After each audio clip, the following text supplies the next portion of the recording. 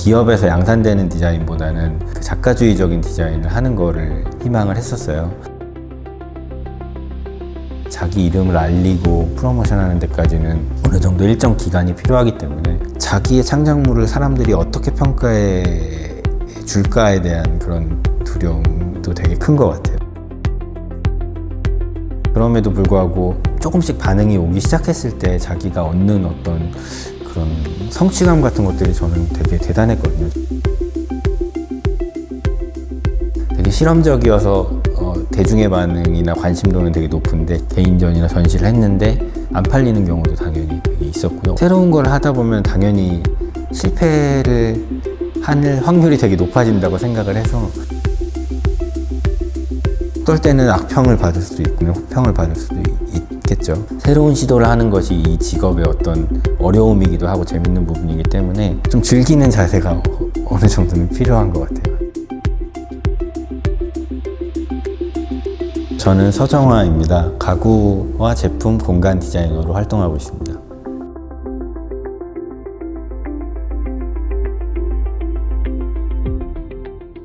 안녕하세요. 가구를 주로 디자인하고 만들고 있는 서정화라고 하고요.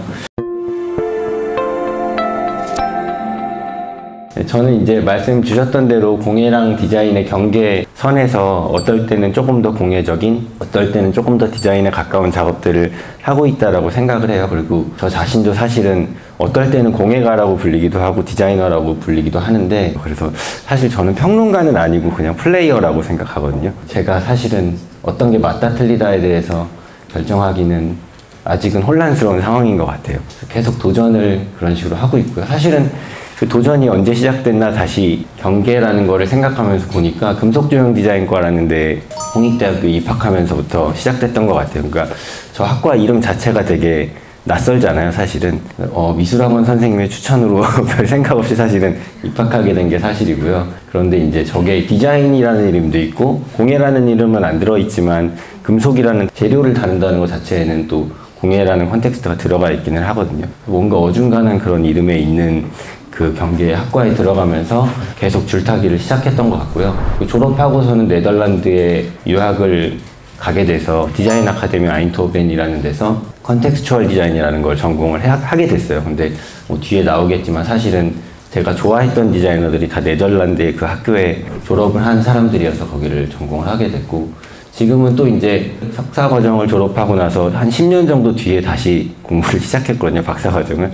지금은 또 서울대학교의 디자인과에서 디자인 전공을 박사 과정을 전공을 하고 있는 그런 디자인자가 계속 들어가기는 하는데, 또 했던 작업은 뒤에 보시면은 그렇게 막 디자인인가 공예인가 혹은 공간을 작업하기도 하고 이런 여러 가지를 하고 있습니다.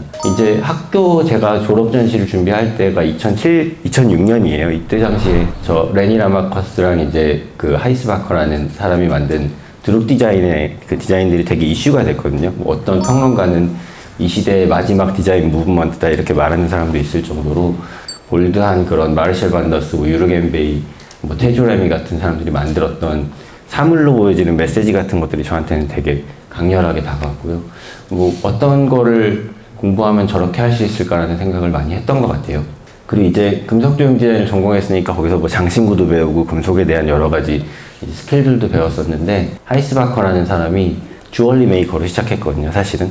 그러니까 이 사람이 이미 예전에 막 1970년대, 80년대에 했던 작업들을 보면은 제가 뭐 경계를 먼저 넘어선 게 아니라 이미 경계를 넘어서서의 작업을 진행을 이미 했던 거죠. 그래서 이 사람을 연구를 해봤더니 아인토벤의 맥락적 디자인이라는 학과를 만들어서 거기서 그런 전공을 가르치고 있었고요. 제가 좋아하는 마틴 바스라든지 테드 노튼 같은 이제 디자이너가 선생님으로 계셔서 되게 제가 항상 이상향으로 생각했던 디자이너들이 거기 있었기 때문에 별로 이렇게 깊이 생각하지 않고 진학을 할 수 있었던 것 같아요. 졸업작품으로도 되게 컨텍스추얼한 어떤 테이블 상판에 실제 물 위에 이렇게 티컵이 떠 있어서 티컵을 내려놓으면 인터랙션이 일어날 수 있는 그런 작업을 진행을 했었고, 이제 저 작업을 하고 나서 한국에 다시 돌아왔어요. 뭐 비자 때문에 돌아왔죠, 당연히.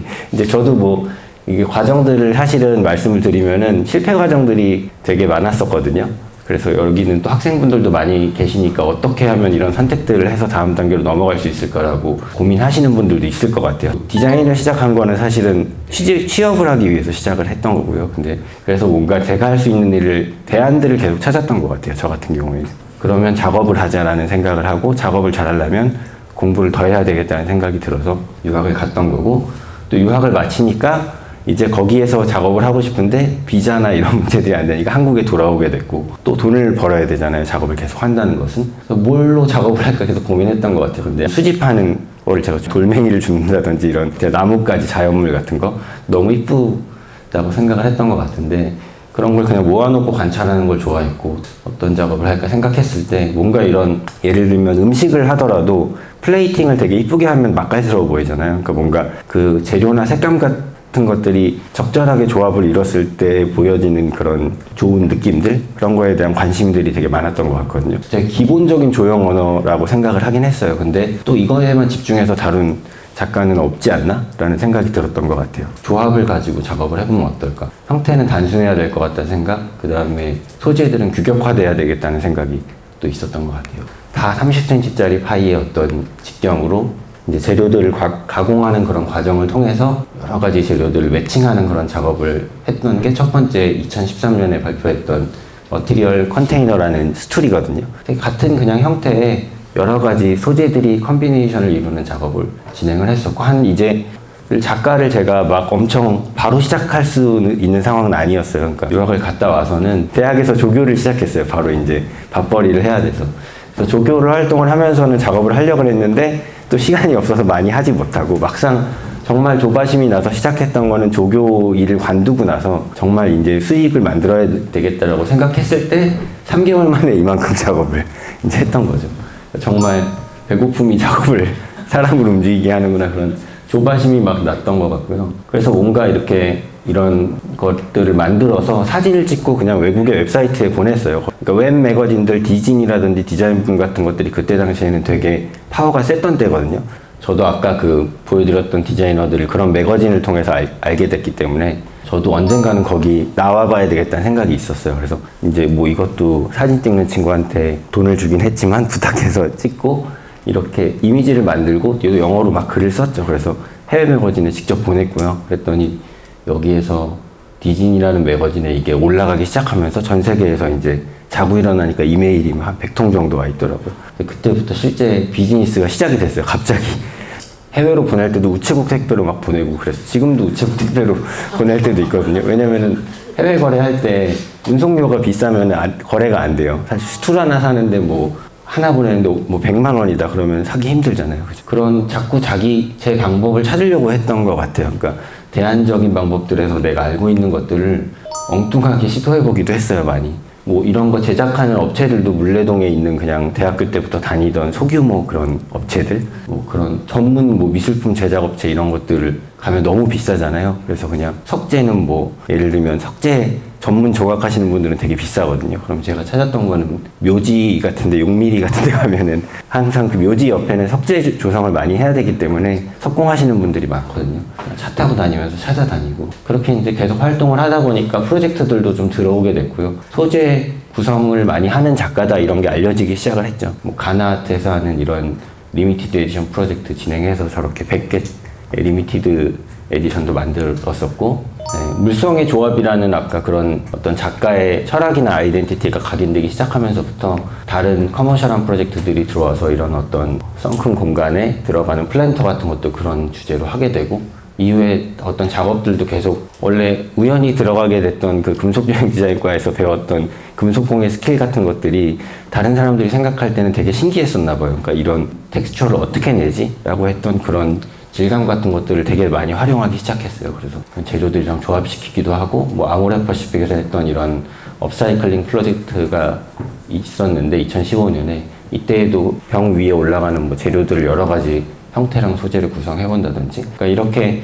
제가 주로 생각했던 그 쓰임 안에서 그거를 집중해서 생각하면서 들어오는 프로젝트를 그 조형 언어를 이용해서 풀어내는 작업들을 계속했죠. 그렇게 하다 보니까 뭐 이렇게 어렵지 않고 재밌게 계속 조형 언어가 깊이가 있어지고 발전하는 과정을 거칠 수 있었던 것 같아요. 그래서 한글 박물관에서 했던 자음과 모음이라는 이미 주제가 주어진 프로젝트에서도 네, 이런 형태들을 만들었고요.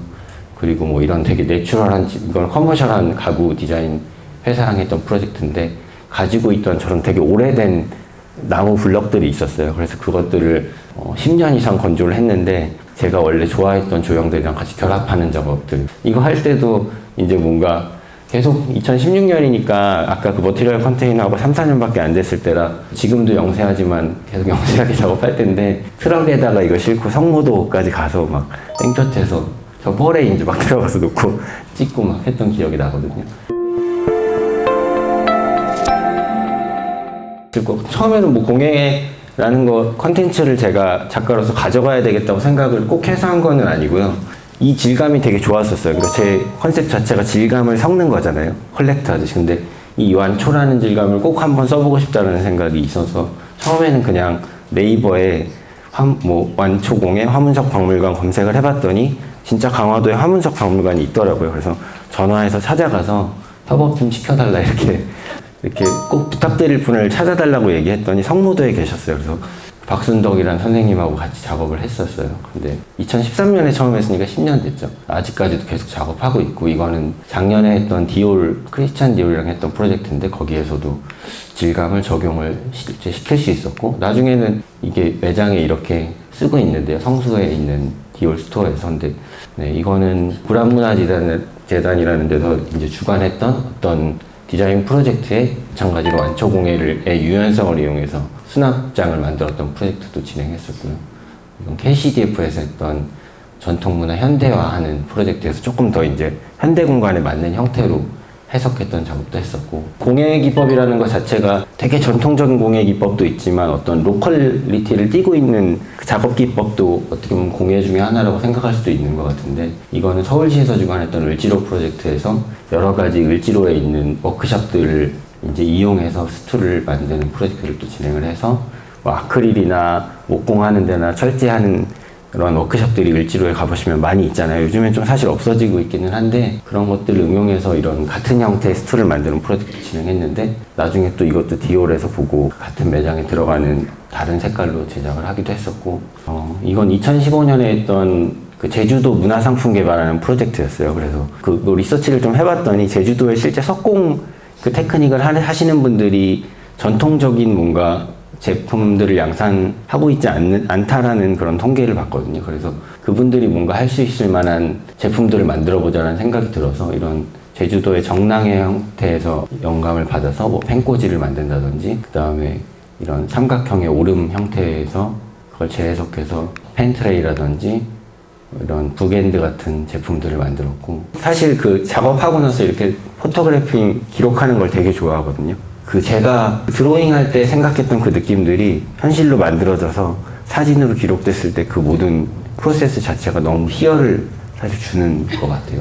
그리고 또 매거진 보는 걸 좋아했다고 말씀드렸잖아요. 그 사실은 졸전하면서도 그래서 이런 작업의 세계에 빠져들게 됐고, 제가 이미지를 만들어내면 그게 또 어떻게 미디어에 보여줄 수 있을까, 그런 것도 되게 많이 생각하게 된 것 같아요. 이것도 실제로 그 다른 매거진들에 출간되기도 했었고, 계속 공예 인제품 협업하는 사업들을 이런 아이덴티티를 가지고 계속 진행하게 됐던 것 같은데, 이제 전승공예품 디자인 협업 사업에서 작년에 했던 프로젝트에 이 공백이라는 주제를 가지고 한국 전통장에 의미가 없는 공백을 좀 이렇게 여유 있게 두는 작업을 진행을 해서, 올해는 또 같은 그 완초공예 기법으로 이런 다음 주에 이제 공예 트렌드 페어에서 오픈하게 될 텐데, 거기 이제 조명 작업도 진행했었고요. 돌의 무게랑 돌을 어떻게 기능적으로 사용할까라는 생각을 가지고 2017년에 했던 프로젝트인데, 뭔가 새로운 주제나 쓰임을 찾아가면서 그거를 빠르게 이렇게 던지는 걸 제가 좋아하기도 하는데,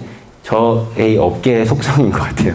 그래서 1, 2년에 한 번씩은 뭔가를 새로운 걸 던지려고 저도 생각하고, 그 주제가 좀 볼드하고 명료했으면 좋겠다. 저는 좀 그렇게 풀어나가는 방식인데, 여기에서는 이제 돌의 어떤 무게나 균형, 그 다음에 이제 자연물인 석재랑 그래픽적인 황동의 형태들이 대비를 이뤘으면 좋겠다라는 생각을 가지고 진행했던 그런 작업이라고 보시면 될 것 같아요. 머티리얼 컨테이너 시리즈 바로 다음에 진행했던 작업인데, 여기서 집중했던 거는 되게 생경한 구조? 그러니까 구조물이긴 구조물인데 어디다 쓰는지는 잘 모르게 만들려고 했던 게 사실, 그래서 탐색하게 만들려고 생각했던 게 첫 번째 생각이고, 두 번째는 저 빈 공간들의 형태 같은 것들이 보통 건축에서 많이 얘기하는, 그때는 이제 우연하게 건축학과에서 기초 조형을 강의하게 되면서 보이드 스페이스에 대해서 다루는 개념이 너무 재밌다고 생각을 해서 그걸 좀 다뤘으면 좋겠다는 생각이 있었던 것 같아요. 이런 타원형의 형태랑 판재들이, 유닛들이 조합되면서 만들어내는 그런 복합적인 형태에 대해서 계속 연구하기 시작을 하면서, 이게 유닛 형태로 뭐 레고 블록처럼 사실 돼 있으니까 막 이제 갖다 끼우면 커지기도 하고 작아지기도 하고 넓어지기도 하고 이렇게 될 수 있거든요. 되게 확장성이 넓어서 목형을 하나 만들면 계속 캐스팅할 수 있는 반복 생산도 또 가능한 부분도 있어서, 클라이언트들이 이제 커머셜한 프로젝트를 오더했을 때 되게 대응하기가 좋았던 것 같아요. 그래서 뭐 처음에 큰 프로젝트 했던 게 이제 신세계에서 하남에 있는 스타필드 오픈할 때 거기 센터에 있는 공간에 들어갔던 게 첫 번째 프로젝트였고요. 디올에서도 그 플랜터가 또, 그러니까 계속 이제 저의 도록이나든지 어떤 카탈로그 같은 게 생기는 거죠. 그걸 보고 했던 작업들은 또 재생산되기도 하고 하는 과정을 통해서 작업들이 진행되기도 하고, 이거는 2021년에 국립현대미술관에서 했던 프로젝트에 뭐 이제 처음으로 뭔가 기능이 없는 걸 만들어 봤거든요. 그래서 캣타워 같이 되긴 했는데 나중에 보니까 어쨌든 뭐 놀이하는 사물이라 그래서 그냥 재밌게 이렇게 볼 수 있는 만한 구조물이었으면 좋겠다는 말씀을 주셔서 처음으로 엄청 크게 만들었던, 잡지사에서 인터뷰를 했는데 보통 기자분들이 많이 질문하시는 게 다음 작업은 뭐예요? 혹은 뭘 또 하고 싶으세요? 이런 걸 많이 하시거든요. 그래서 공간 작업을 한번 손대보고 싶다라고 얘기를 했어요. 근데 가구에서 뭐 소품을 만들고 제품을 만들고 이런 거는 하기가 그렇게 어렵진 않거든요. 그 디즈니라는 매거진이 사실은 가구 디자인이나 제품 디자인도 많이 나오지만 건축도 많이 퍼블리케이션 했던 매거진이었거든요. 원래 그런 사례들이 많이 있었어요, 사실은. 외국의 유명한 가구 디자이너들이 플래그십 스토어 같은 것들을 되게 많이 디자인하거든요. 근데 저는 못 해봐서 해보고 싶어요 라고 얘기했는데, 정말 그런 것만 보기만 하다가 의뢰가 들어왔어요. 근데 조금 이제 실제 공간을 만든다는 건 또 다른 내용의 생각들이 필요하잖아요. 뭘 알고 시작하진 않았어요. 사실은 저는 논현동에서 뭔가 레스토랑 운영하시던 분이 카페를 이제 근처에 오픈을 하는데 이 인테리어를 좀 맡겨보고 싶다고 이렇게 말씀을 하셨어요. 근데 이미 가구를 사려는 생각이 있으셨고 공간을 여기를 임대하게 됐는데 너무 이상했거든요, 공간이. 막 앞에 방부목 데크였고 막 그랬는데, 그래서 공간까지 좀 디자인을 해봐달라 이렇게 해서 우연하게 시작이 됐던 일이죠. 공간 작업, 그러니까 완전 처음이니까 사실은 어떻게 이걸 접근할까 생각하다가 저만의 뭐 조형 방식이나 언어를 좀 생각해야 되겠다는 생각이 들었는데, 아까 말씀드렸듯이 뭔가 수집하는 걸 좋아한다고 얘기했잖아요. 그래서 그 수집하는 걸 그냥 갖고 있는 게 아니라 그것들을 조합해보면서 어떤 조형 원리라든지 그 다음에 소재 구성 같은 것들이 항상 발상이 되거든요. 그래서 그 같은 방식으로 해보자라는 생각이 들어서 밑에는 되게 그 브루털하고 러프한 그런 소재들이 들어오고 중간에 투명책 위에 이제 약간 미니멀한 큐브 이런 형태를 가지고 공간을 생각을 했던 것 같아요. 뭐 내부 공간에는 역시 여러 가지 그런 뭐 분재도 같이 하는 공간이어서 분재 스탠드 같은 것들이 저 보시면 밖에도 있고 안에도 하나 있거든요. 그래서 저 분재들이 따뜻할 땐 밖으로 나갔다가 이제 추울 때는 안으로 들어왔다가 뭔가 그런 게 필요하다고 하셨고, 되게 아무것도 몰랐는데 계속 요구하시는 게 너무 많은 거예요. 여기 인테리어 디자인 뭔가 발주해 보신 분도 혹은 하시는 분도 있을지 모르겠는데 재밌다고 생각하기도 했어요. 그러니까 가구 디자인 할 때는 제가 그냥 드로잉 한 다음에 만들고 사진 찍으면 좋으면 사고 싫으면 안 사 이거거든요. 근데 공간 디자인은 처음부터 대화부터 시작해야 되는 거예요. 막 말을 들어주고 뭐 이것도 필요해요, 저것도 필요해요, 이건 필요 없어요. 그런 대화를 하는 게 약간 성격에 맞기도 했었어요. 그러니까 남한테 뭘 도움을 주는 거를 엄청 뭐 그렇다고 착각하는 게 아니라 서비스직 같은 게 좀 맞는다는 생각을 옛날부터 했었거든요. 와인셀러가 이제 필요하다 그랬는데 와인을 잘 몰랐거든요. 와인셀러가 뭐지 하고 검색을 해봤어요, 사실은. 막 지하에 그 와인 저장하는 그런 창고가 나오는 거예요. 그래서 그렇게 만들어야 되겠다는 생각이 이제 들었거든요. 이제 이 공간을 보고서 또 다른 프로젝트로 연결이 돼서 이제 거기에 들어갔던 가구 디자인이나 이런 컨셉들을 잡아서 계속 이런 프로젝트를 진행을 하게 됐고, 공간 프로젝트를 할 때는 재밌는 거는 이제 완전히 컬렉션하는 아트 퍼니처 개념하고는 약간 다르게 조금 더 가볍게 접근할 수 있는 건 있거든요. 그러니까 예를 들면 뭐 이런 건 무늬봉으로 된 그냥 합판으로 된 가구들이잖아요. 사실은 작품 가구에서 많이 쓰는 기법은 아닌데 그 대신에 형태를 되게 많이 빠르게 확장하고 실험해 볼 수 있다는 장점이 있는 게 저한테는 되게 재밌었어요. 그래서 벽에 있는 저 조명 같은 것들도 그냥 벽이 화강암이라 저 색깔의 저 형태가 어울릴 것 같아서 생각을 했는데 나중에 다른 조형으로 또 발전되기도 했었고. 여기 이런 공간을 만든 이유는 여기가 이제 조선일보의 기자들이 내려와서 통화하는 공간이거든요. 뭐 이제 보니까 말단 기자들이 이제 숨어서 통화하거나 놀고 싶은데 눈치 보이잖아요. 그 오픈 스페이스였어요, 그전에는. 그래서 대나무 숲처럼 숨어 있을 수 있게 만들어 줄게. 그래서 이렇게 프라이버시가 있는 그런 숲과 같은 공간을 만드는 프로젝트를. 또 이거는 뭐 그린랩이라는 그런 공간 운영하시는 대표님이 뭔가 하루 살기 하면서 머물 수 있는 서울숲 옆에 그런 옥탑 공간을 만들고 싶다. 진짜 조그만 공간이에요, 사실은. 옥탑에 옛날에 물탱크 있던 그런 공간인데, 이제 하루 살기니까 태양의 움직임이 하루 동안 움직이는 그 흔적을 보여주면 하루라는 게 빨리 인식되지 않을까? 건축에서는 아시겠지만 많이 쓰는 기법일 것 같아요. 근데 그런 거를 적용을 했던 거고. 그래서 이렇게 서울숲이 조금 더 내려다보는 조망을 할 수 있는 방향성을 가지고 있는 그런 디자인을. 이제 압구정에 있는 블루보틀에 협업으로 들어갔던, 아까 그 조선미디어 했을 때 원기종 형태를 응용해서 뭐 나중에 스툴이 되기도 하고, 블루보틀 프로젝트 했던 스툴이거든요. 근데 어떤 다른 형태의 구조물로 발전이 돼서 이게 실제 만들어지기도 하고, 형태들을 즉흥적으로 조합하면서 구조물을 만들어 보면 재밌지 않을까라는 생각이 들어서 가장 최근에 했던 프로젝트인데요.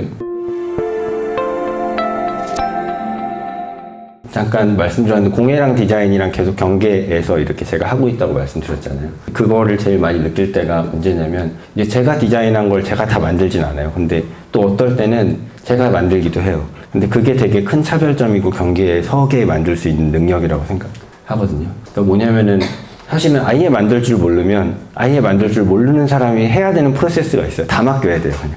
정말 깨끗한 사무실이라 포장이 된 상태로 완성품이 와야 되는데, 저는 항상 조금 그라인더를 써서 피니싱을 한다든지 약간 조립을 한다든지 하는 정도는 제가 할 수 있는 거죠. 마지막에 터치에서의 그런 피니싱 같은 거에서의 공예 전공에서 배웠던 또 능력들을 또 사용을 하고, 또 어떤 주제를 잡고 내용을 정할 때는 컨텍스추얼 디자인에서 그 배웠던 그런 스킬들, 그 다음에 쇼맨십 같은 거 이제 이미지로 쇼맨십 하는 거죠. 이미지나 프로세스 같은 걸 계속 만들어서 인스타그램에 올리고, 어디에 있냐라고 얘기하면 뭔가 이 교집합에 있다가 절로 넘어갔다가 이로 넘어갔다가 그런 것 같거든요. 공예는 뭔가 수공 생산에서 나오는 그 만드는 사람이 제작도 하고, 그러면서 제작을 하다가 또 설계가 나오기도 하고, 또 만들면서 설계가 수정돼도 전혀 이상하지 않고 자연스럽기도 하고요. 그래서 계속 만들어야 되는 일인 것 같아요. 만드는 과정이 조형을 숙련시키고 발전시키고 되게 깊이 있게 우러나게 만드는. 산업 생산은 설계와 제작이 분리되면서부터 산업 디자인이 발생했다고도 얘기하잖아요. 그러니까 저는 어떨 때는 아까 말씀드렸듯이 직접 만들기도 하지만 어떨 때는 밖으로 협력해서 만들 줄도 알기 때문에 그런 것들을 적절하게 융합하는 중간 지점 정도에 제가 있지 않나라는 생각이 들어서, 그래서 좀 되게 헷갈리는 것 같아요. 막 되게 브레이브하게 뭔가 저는 했다기보다는 사실 야 이렇게 가야 돼 막 이런 적은 거의 없었고, 그냥 계속 뭔가 대안을 찾다 보니까 그 대안이라는 게 이도 안 되고 저도 안 돼서 자꾸 이렇게 중간지점으로 갔던 부분도 있고, 뭔가 다른 사람들의 협력이 필요하고 그런 것들을 조금 조합하고 중간에서 정리하고 하는 일들을 더 잘하지 않았나? 좀 그런 생각이 들었거든요. 그러다 보니까 어중간한 저 사이에서 작업하고 있지 않나? 그런 생각이 듭니다. 너무 후회를 많이 했어요, 사실은. 아, 이게 뭐지? 왜 나를 교수님들을 원망하며 하루하루를 보내고 대안을 찾고. 근데 요즘에는 사실은 복수 전공이 너무 많아져서 여기가 아니면 저것도 해볼 수 있고 그랬는데, 그때만 해도 복수 전공을 하면 약간 스파이 같이 이렇게 생각했거든요. 뭔가 되게 너 우리 과에서 목숨을 바쳐야지 왜 저걸 해? 막 이런 분위기여서 그런 대안들도 못 찾으니까. 근데 후회를 많이 했는데, 지금은 어떻게 보면은 우연치 않는 다 그런 우연들의 결과들이잖아요. 그거를 전공하다 보니까 뭐 가구 수업이 또 있었어요. 근데 되게 신기하게 거기 가구나 조명들을 연구하기 시작했고, 그러다 보니까 아인토벤 네덜란드 디자이너들을 보게 됐고, 그래서 가구 디자인 쪽으로 가야 되겠다 생각했고, 가구 디자인을 하다 보니까 또 우연찮게 그런 공예 기법을 안 쓸 수가 없는 거죠. 가구라는 거 진짜 만들어서 보여주는 이제 필드거든요, 사실은. 그냥 뭐 렌더링으로만 이렇게 전시해 이런 건 없어요, 사실. 그러다 보니까 자연스럽게 그런 것들이 이제 나오기 시작해서 지금은 운이 좋았다, 이렇게. 오늘의 키워드 운이 좋았다, 이렇게. 이제 공예 분야를 구분할 수 있는 정체성은 저는 물성인 것 같거든요. 소재, 그러니까 물성과 기법. 그래서 금속 공예니까 금속을 다루는 기법과 금속에 대한 물성을 깊이 있게 이해하는 것. 그 다음에 이제 섬유 공예면 그게 섬유가 되겠죠. 대상이. 그러니까 연구하는 재료라는 대상이 다르다는 게 또 되게 분명하고 간단한 그런 연구 목적을 가지고 있는 것 같아요. 네. 지금 딱히 추가하고 싶은 거는 없어요. 사실은 뭐 많이 추가되는 거는 여기에서 이제 파인아트로 넘어가는 그 중간 지점을 많이 추가하는 것 같거든요. 근데 의도적으로 저는 아직까지 거기로 넘어가면 이 분야가 너무 재미없어지지 않을까라는 생각이 들어서 그냥 저 단계에서 실용적인 물건들을 만드는 직업에 되게 만족하고 있거든요. 진짜로 좋은 질문인데요. 마감에 쫓기는 거는 이거 약간 디자인 계열의 숙명인 것 같다는 생각이 들거든요. 이상하게 어떻게 보면 이게 창작 작업이라 그런 것 같아요. 그러니까 뭔가 이렇게 산술적으로 계산할 수 있는 일이면 답이 빨리 나오면 그냥 이렇게 쉬면 되는데 이게 생각하면 생각할수록 계속 좋은 게 나올 거라는 기대 심리가 있어서 전날까지 만드는데 3주가 걸리면 3주 전까지 계속 생각하고 있거든요. 그러다가 발주를 되게 늦게 하거나 혹은 직접 제작해야 된다면 그 제작 시간이 늦어지는. 그래서 이제 뭐 마감 기한이 되게 없으면 밤새는 거죠. 뭐 그거밖에는 없는 것 같고요. 그 다음에 지금 이제 어떤 프로젝트마다 성향이 다를 것 같아요. 근데 오치를 하시면 뭐 외주를 할 수가 없잖아요. 사실은 직접 하셔야 되잖아요. 그러니까 저는 이제 사실은 아까 말씀드렸듯이 외주 업체랑 협력도 계속 하면서 그거를 컨비네이션 했을 때 작업이 완성되는 부분들이 많거든요. 먼저 이제 어떤 일을 시작하기 전에 미리 다 확인하는 거예요. 뭐 너무 당연한 스킬일 것 같아요. 근데 그 재료가 조달이 정말 잘 되는지 혹은 그 공장이 얼마나 바쁜지 그런 것들을 미리 다 섭외를 하고 변수를 줄이기 위해서 그걸 하게 되는 거.